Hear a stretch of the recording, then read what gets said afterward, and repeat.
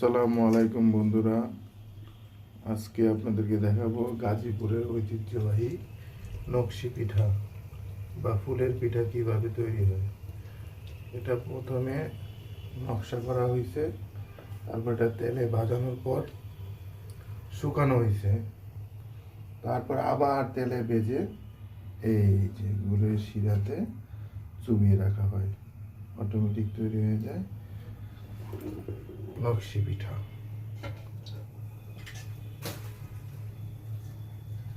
এটা শামুক পিঠা, এটা ফুল পিঠা, অনেক পদের হয়। এটা আমাদের গাজীপুরের ঐতিহ্যবাহী। এই যে দেখেন, এগুলো ভাজা হয়ে গেছে, এগুলো সব গুড়ের মধ্যে এখন চুবানো হবে। এই যে দেখছেন,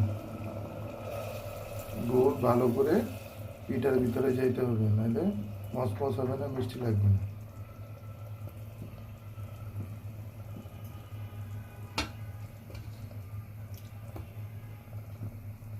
বেশ খানিকক্ষণ ধরে রাখতে হবে।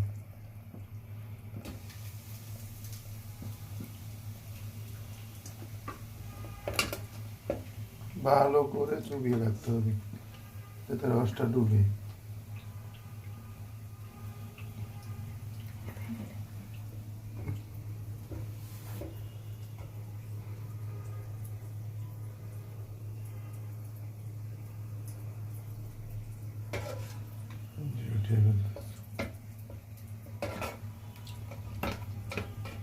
তৈরি হয়ে গেল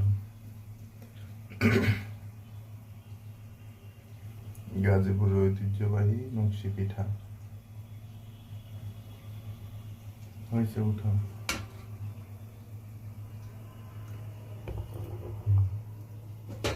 দেখেন কতটুকু মচমচ হয়েছে, একটু দেখাই। গরম অবশ্য অনেক। এই যে দেখছেন, অনেক নরম হয়ে গেছে। এগুলো খাইতে অনেক টেস্ট, যারা এগুলো খাইছে তারাই বুঝে, অনেক মচমচা।